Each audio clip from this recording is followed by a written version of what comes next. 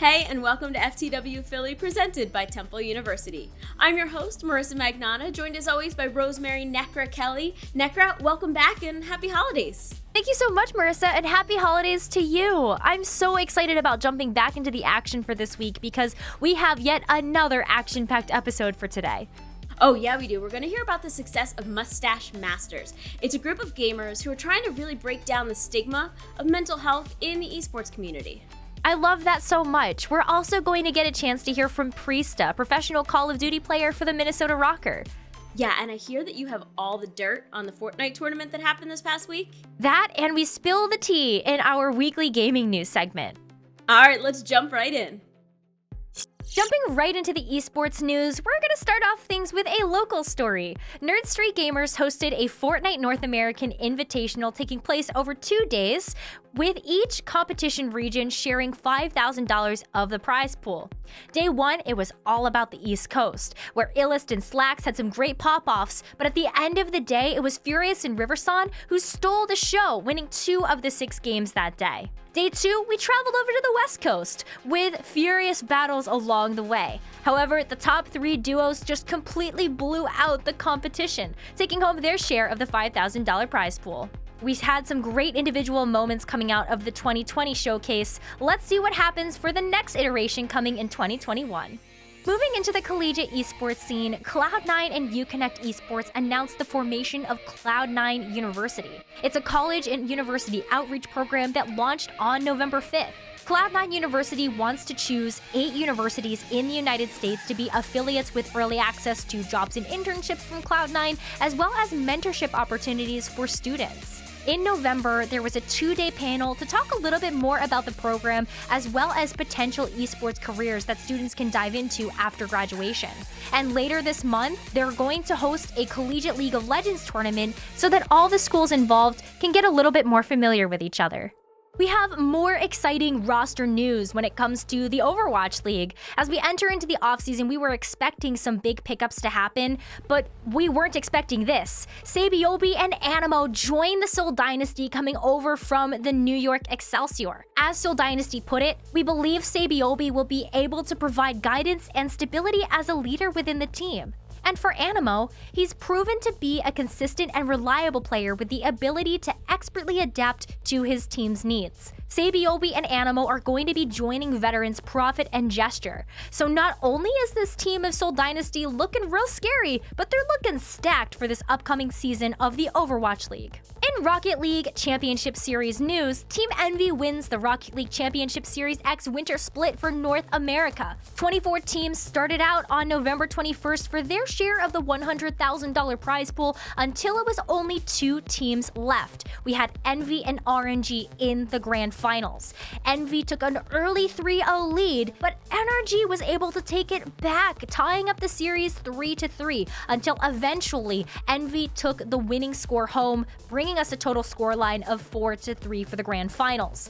5 of those 7 games went into overtime, so you know this was a heavy hitter. At the end of the day, Envy is taking home 401 North American RLCS X points for the winter split, bringing their grand total to 1602. That's a lot of points for Team Envy.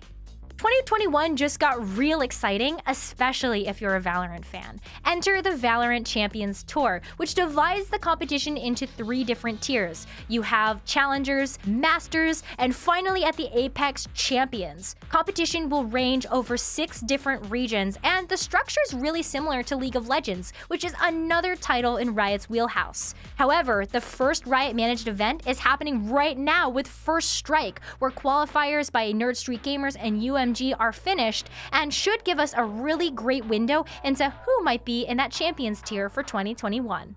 That's it for the esports headlines. Still to come, we've got Darth Mike and Field of View talking a lot about those new Bungie titles that have been developing in secret. Plus, we have an exclusive interview with Priestahh from Minnesota Rocker.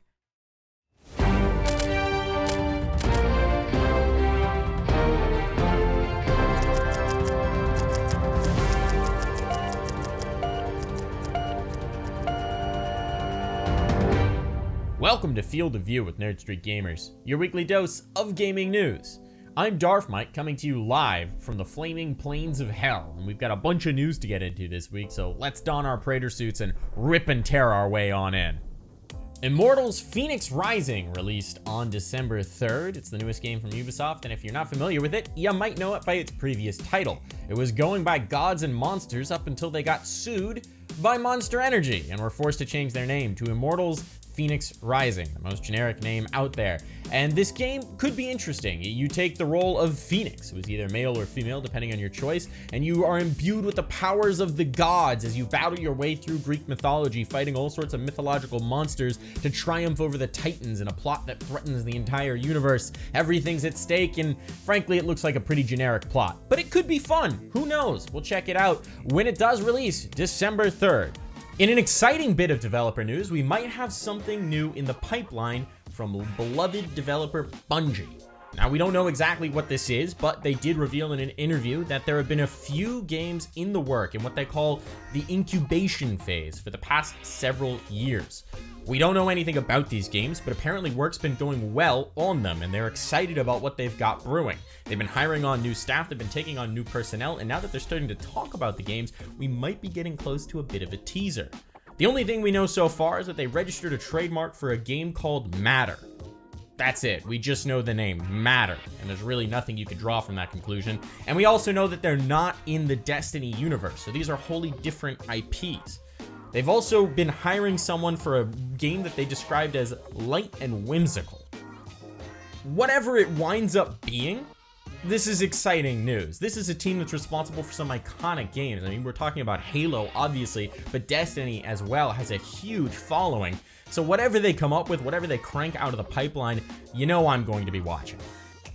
In a disappointing bit of developer news, Rockstar Games have confirmed that there are no plans in place right now to develop single-player DLC for Red Dead Redemption 2. Now, this is expected news, but it is a bummer. They've discovered the magic formula to milk money out of their player base, and it is the online. So all of their resources are devoted to developing new content for Red Dead Redemption Online, much like they've done with GTA 5 Online. And it makes sense from their perspective. They are making money hand over fist, but it is a huge bummer because Rockstar is the studio that's been responsible for some amazing single-player DLCs. We're talking Undead Nightmare for Red Dead Redemption 1. We're talking the Ballad of Gay Tony for GTA 4, and at this point, we may never get these kind of mini stories ever again. We're just gonna have to rely on Rockstar to continue cranking out quality single-player games to lure us into the online in the first place for us to get that fix of the Rockstar storytelling. In the least surprising bit of news ever, it turns out that Bethesda wants to sell you another version of one of their games on a different console. This time, the game in question is Doom Eternal, and the console in question is the Nintendo Switch. It drops for the new platform on December the 8th. This is a business model we've come to expect from Bethesda. They like to re-release their games as many times as possible to get every possible dollar out of the game that they can. And to be quite frank, despite the fact that it's a bit of a meme now, there's nothing wrong with it. Doom Eternal is a fun game. It's a fast-paced FPS where you chew your way through demonic hordes, so if you've never tried it out before and you have a Nintendo Switch, grab the game now and get ready to rip and tear. In a bit of strange news, an amateur game developer by the name of Dopley has taken it upon himself to remake two of the worst Zelda games to ever be released. I'm talking about Link, The Faces of Evil, and Zelda The Wand of Gamelon, two games that were created back in 1993 for a game console called the CDI. Now, these games are so bad that Nintendo does their best to never publicly acknowledge them. They're renowned for terrible control schemes and creepy, weird animated cutscenes that you may have seen make their way around the internet a fair few times.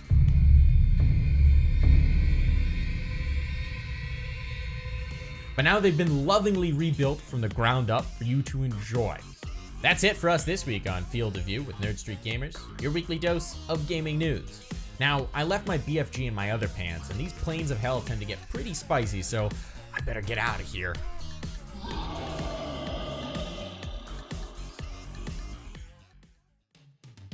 Ooh, so mysterious. Necker, what does Bungie as a creator mean to you?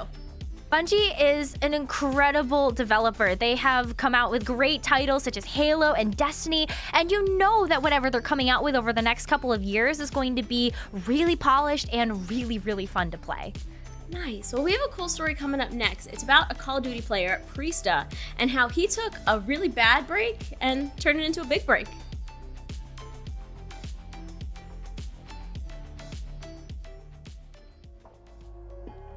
Hi, my name is Preston Griner. I go by Priestahh. I'm a professional Call of Duty player for Minnesota Rocker. I got my gamer tag a while back. It was, I think, during Ghost. I wanted to change my name. I honestly forgot what my name was before that. And I wanted something that kind of had to do with Preston, which is my actual name. And one of my friends was like, do Priest. And I was like, honestly, that's kind of fire. So I changed it to Priest. And then when I went from Xbox to PlayStation, Priest was just taken, and I didn't want like any X's or like random letters in it. So I ended up I guess I ended up putting random letters. I put AHH at the end, but I didn't want any like numbers, I guess you could say. My interest in video games it started when I was super young. I mean, my whole life I pretty much skateboarded and played Call of Duty or Halo. Halo was like what I first started off with. For Christmas one year, my sister's grandma actually got me and my brother an Xbox, and it came with Halo. And that's what kind of sparked my interest for gaming. And then after that, I ended up getting Call of Duty, and when I got Call of Duty, I just fell in love with it. Growing up, all I did was skateboard and play Call of Duty or Halo or whatever video game I was playing at the time. And skateboarding was actually my passion at first, and that's something I wanted to pursue. And I started, getting really good at it. So I started filming, and I was going to try to get sponsored, then eventually try to get pro and all that stuff. And I just injured myself skateboarding. I ended up fracturing my leg. I had to get a plate and 7 screws in my leg. And then after that, I was like, well, the only 2 things I've done my entire life are skateboard and play video games. So after that, I kind of just like, all right, I'm gonna put my everything into video games, and if this doesn't work in a year, I guess I'm going to college or getting a job. So my schedule changed a lot after, I realized I want to go pro. When I won these local tournaments and I started making some money off of it, I started playing online tournaments and making money off that. I just started playing a lot more. I went from playing, 4 hours, 5 hours a day to playing 12 hours a day, and just making sure I was grinding way more than everyone else, because I knew my mindset always was like, if I'm not grinding, someone else is. If I'm not putting in 10 to 12 hours, there's going to be someone else putting in 13 or whatever it is. So my mindset, like when I started making money and I started playing S&D tournaments or started winning these local tournaments, was just like, I need to grind and I want to be the best. And in order to be the best, I got to play the most, and I got to, do it smart in a way where I'm actually learning every day and not just playing the game. So it was just, for me, my schedule just changed by just, putting way more hours into the game. As I started to play more, my family's reaction, it was different between my mom and my dad. So I lived with my mom majority of my life, and she was pretty supportive with it. But I moved over to my dad's house kind of before I went pro. So my dad got to see more of it. But when I moved to my dad's house, he was kind of like, yo, like, what are you doing? You're playing video games all the day or all the time. Like, you're going to have to go to college or get a job. And I did get a job. I had a couple of jobs. And then I ended up injuring myself. And that's kind of what allowed me to play more Call of Duty. And I guess when I started, just making, like when I was winning tournaments consistently, like every single day, and my streams started getting, I started getting donations. That kind of changed their mindset with things. It's definitely a money thing. If you're not making money, your parents aren't going to think you're going to be able to make a career out of it, especially back then, because, it wasn't that big yet, and it's just getting bigger and bigger. But yeah, his reaction was like, hey, go to college, get a job, whatever. And then when I started making money and making a name for myself, he kind of started supporting it more. So there's definitely a lot of, career paths in esports. There's a lot of different games that host tournaments that have that at a pro level where you can make money from it and make it out of a career. And then there's also, jobs outside of competing. There's people that host these tournaments, people that do the broadcasting. There's just so much built around it, and it's just getting bigger and bigger that there's just more and more jobs opening up.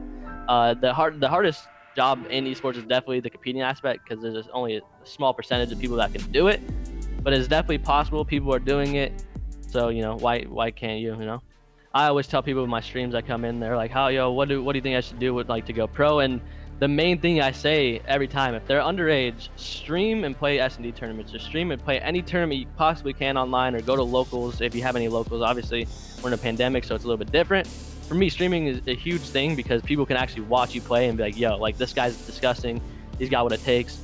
So streaming and playing S&D tournaments for kids that are underage, anyone that's 18 up, just put together a team, an amateur team, and start competing at every single tournament you possibly can, whether it's online or on LAN, and just get that experience, because experience is a huge key in winning tournaments, or even getting on better teams, or just progression. Experience is huge. So for me, if you're underage, play online, S&D tournaments, stream. Even if you're overage, even if you're 18, stream. Everyone should be streaming. And when you're 18, just put together teams and just start climbing the ladder. Whether you have to drop someone on your team and pick up someone better, whether you have to leave your team for a better team, like you're gonna have to do what you gotta do. You can't stay with one team the entire time. So it's kind of just, you gotta keep it moving. You have to keep progressing, keep getting on better teams, and that's really all you can do. I really appreciate his energy and the hustle. I mean, it makes you just want to go run a marathon or start a side gig. I mean, how he took a really bad situation and turned it into such a positive for himself. Plus, he found some really great avenues in the community to help him out. It's really cool for Priestahh, and I'm so excited about introing this next segment where we talk about Mustache Masters, dive a little bit deeper into how Darth Mike got his new look, but more importantly, how this group of gamers is breaking down the walls to talk about mental health. The Mustache Masters, this is a charity CSGO tournament that was started last year by myself and the 3 other co-founders. We have a big online tournament for Counter-Strike Global Offensive. We have all sorts of donation goals, all sorts of wacky things that we're trying to hit. We're just a group of esports characters from the Philadelphia area that came together to create a community event. We wanted a way to kind of give back using the way that we know how, which is video games. Hello everybody, welcome to day 2 of the Mustache Masters Season 2. We're back in action, this time starting on time, no screens exploding. When you jump into broadcast, you're going to see that there's 3 main things. You're going to see that there's a couch in which you have a bunch of individuals just chilling out, having a good time. We've got games to talk about, we've got stuff to talk about in terms of the event, in terms of the cause that we're building towards, and we have all sorts of crazy donation goals. Besides that, you're going to see the competition that we're soliciting donations around. The tournament is a 16-team double elimination bracket, which means that every team has at least 2 chances. It's best of 1s all the way through to the semifinals, and then from the semifinals onwards, we do best of 3s. And then we also have some gaps in the programming, some breaks in there, just so we can come back to the couch, talk, go through our donation goals, do some of the crazier donation goals, and also have some time to talk about the cause. As gamers, we turn to video games to detach from reality sometimes, to escape reality sometimes. So if we can escape it together and bring ourselves together in one happy community, then I think that's the camaraderie that we all need. Yeah. Since 2019, when we started the event, this was kind of born out of the idea that we wanted to address some critical problems that we found within the video game community and with our own lives. We figured it was a well-worthy cause to put together an event and shine some light on Movember and the charity work that they're doing. Video gaming for a lot of people can be an isolationist activity, it can be an escapist sort of thing. Spending a lot of time in front of the computer or in front of your console can edge into unhealthy territory. The esports community in general is overwhelmingly male and is for the most part quite young. We are men. We can't talk about our emotions. We can't go to other people with our emotions, or else that's seen as weakness. That is so far from reality. You have to talk about this stuff. You have to get help. You have to have the tools to take this kind of stuff on. It can seem incredibly daunting to start on that journey, to start on that process, but it's happened to many of us. It can happen for you. Things can get better. One of the things that's hardest about mental health is it's hard to talk about, especially when you're first experiencing it and you don't really know what's going on. You know something's wrong. It's difficult to start that conversation. Personally, in my life, I've had a number of mental health scares. A good friend of mine, best friend growing up, and someone that I've been gaming with since youth, ended up committing suicide about 5 years ago due to severe depression and mental health issues. He didn't have an outlet and felt like he couldn't communicate or reach out to people when he knew that he was in a rough place. Having something like that in my life just kind of adds to the weight of what this charity is and what our event is doing for those that are in the community, and to the degree that we can shine a spotlight and make the conversation more apparent and normalize reaching out for help. We know that it impacts people in our scene, and that's really the goal of our charity event. No. This is real. No way. Nurse Street custodian. Nurse Street custodian. $10,000. You don't want to constantly bombard viewers or have an entire event that's always like negative. So to be able to have something that's positive, it's something that's light and easy and everyone can really jump in and jump out and still come away with something. Having that community aspect, having that fun aspect, having the audience feel like they're a part of it as well is so important to us for them to have a good time. With that comes antics. You raise $5,000, $6,000, $7,000. With that, we're doing something crazy. So I think in about 20 minutes, I'm going to be going ahead and dressing up as a clown for all the viewers to go see because we hit one of our donation goals. We're eating hot sauce out here. We're getting cream pied in the face.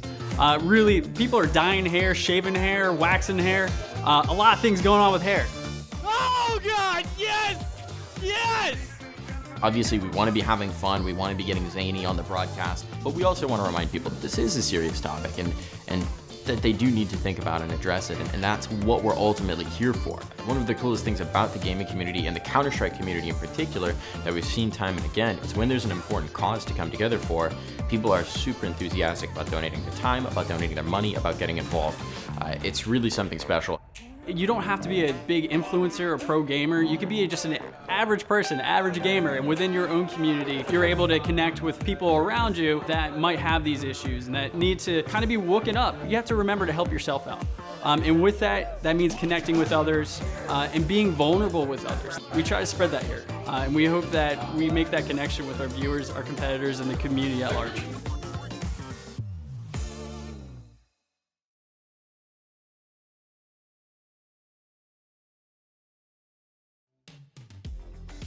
Wow, what an incredible event for an even greater cause. Mustache Masters was able to raise over $26,000 for things like mental health, men's health, as well as suicide prevention. And to know that Nerd Street Gamers donated $10,000 of that money is even more amazing. Yeah, kudos to those guys for shining a light on a topic that's kind of taboo to talk about. It's a conversation that needs to be opened up and keep it going. Absolutely. And flashing back to the rest of the episode, we had that interview with Priestahh from Minnesota Rocker, as well as those secret Bungie titles. Oh yeah, we only have 5 years to wait for those, so we got that. Well, for Necra and the whole crew behind FTW Philly, presented by Temple University, I'm your host, Marissa Magnata, and we'll see you next time.